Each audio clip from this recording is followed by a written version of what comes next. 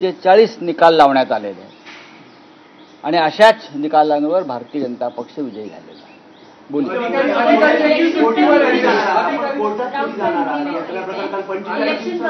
Election commission ने आपकी party ने जो आरोप लगाया है उसको नकारा है. राहुल गांधी के इलेक्शन कमीशन यानी कौन? बीजेपी की एक्सटेंडेड ब्रांच. हुई इलेक्शन कमीशन नॉर्थ वेस्ट का जो चुनाव नतीजा निकाल सामने आया है तब से ये पूरा एक वादग्रस्त बन गया है, कंफ्यूजिंग हो गया है. जिस तरह से अमोल कीर्तिकर शिवसेना के उम्मीदवार को विजयी घोषित किया, एक बार नहीं 2 बार, अमोल कीर्तिकर को 2 बार विजयी घोषित किया. फिर रिटर्निंग ऑफिसर वंदना सूर्यवंशी को किसी का फोन आता है और एक इलेक्शन ऑफिसर दिनेश गुरव का फोन लेकर, अंदर फोन लेकर जिसका ऊपर ओटीपी है या अनलॉक कर सकते हैं ईवीएम मशीन या छेड़छाड़ कर सकते हैं ईवीएम मशीन से, वो फोन लेकर शिंदे गुट के उम्मीदवार रविंद्र वायकर का एक रिलेटिव अंदर घूमता है और फोन यूज करता है. सीसीटीवी फुटेज पे दिख रहा है. और वंदना सूर्यवंशी ने ऑब्जेक्शन नहीं लिया है. अब उनके ऊपर एफआईआर लॉन्च किया. अब ये फोन उनको विजय घोषित किया वायकर को, टोटली इलीगल. वो हारा हुआ आदमी है. अब वो फोन जब्त किया है हमारे दबाव के बाद. अब वनराई पुलिस स्टेशन से वो फोन बदलने की कोशिश चल रही थी 4 दिन से.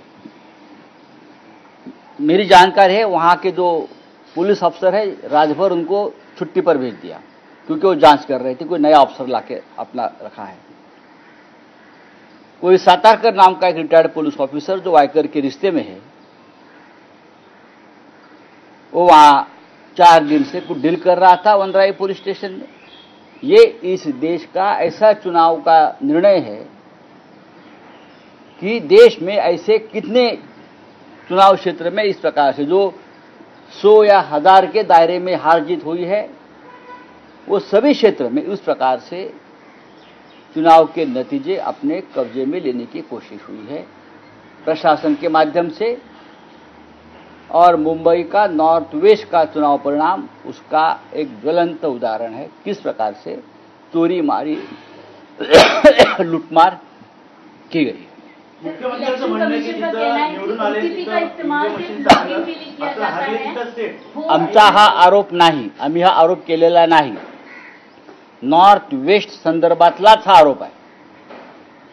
नॉर्थ वेस्ट जिथे कीर्तिकरांना विजयी घोषित करण्यात आलं 2 वेळा आणि तिसऱ्या वेळेला रिजेक्टेड पोस्टल बॅलेटचे मतगणना बेकायदेशीरपणे मोजून त्यांना विजयी घोषित करण्यात आलं शिंदे गटाच्या उमेदवाराला. हमारी ये मांग है कि रविंद्र वायकर को जो घोषित किया है विजयी, उसको लोकसभा की सदस्यत्व की शपथ लेने से रोकना चाहिए. सीएम शिंदे ने कहा है कि ये सब अपोजिशन की स्ट्रैटेजी है. ये क्या स्ट्रैटेजी है? कौन सा एलिगेशन है? ईवीएम के बारे में ऐसे हो नहीं सकता है. ओटीपी से ये शिंदे कौन है? शिंदे एलन मस्क का बाप है क्या? कौन है शिंदे? उनको क्या पता है? पैसे की बात करो, मैंने कितना पैसा बांटा है चुनाव जीतने के लिए, उसका ऊपर मैं उनसे डिबेट करूंगा. नासिक में कितना बांटा है, मुंबई में कितना बांटा है, पैसे खोखे की बात करो. टेक्निकल बात आप मत करिए, खोखे की बात करो. खोखे पेटी की बात अगर आप करे हो, ईवीएम वो खोखा नहीं आपका 50 करोड़ वाला, वो अलग खोखा है जिससे देश का लोकतंत्र बनता है और बिगड़ता है.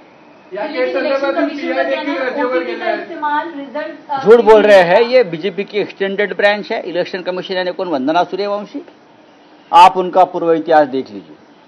या केस संदर्भातील पीआय ते देखील रजेवर आहे गेल्या 4 दिवसांपासून. नेमकं मी आपल्याला तेच सांगतोय ना, या संदर्भातले जे पीआय राजभर हे रजेवर आहेत की त्यांना रजेवर पाठवण्यात आलं.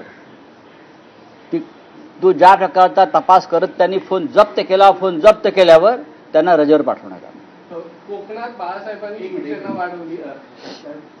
कोर्टात कधी जाणार? 45 दिवसाचा कालावधी. हो, आम्ही जाऊ कोर्टामध्ये.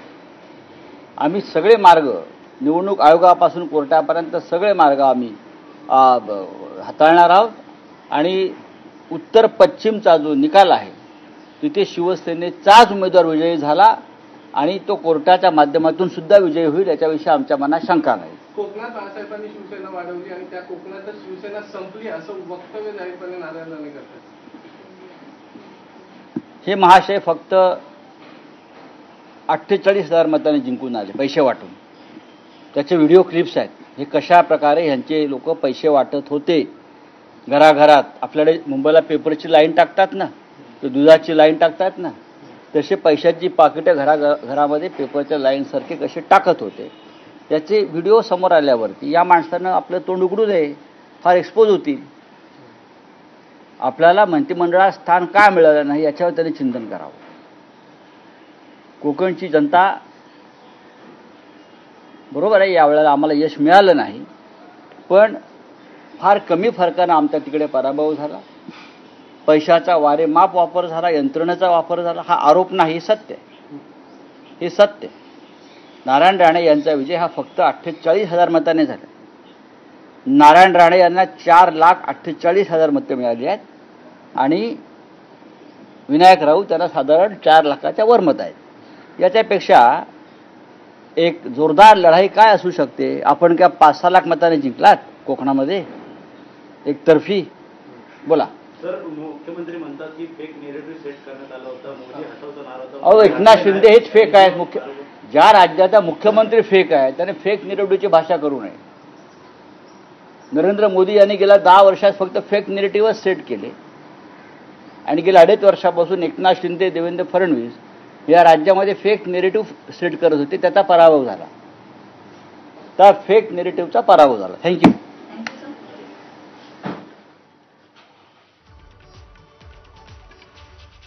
तर संजय राऊतांनी अनेक मोठे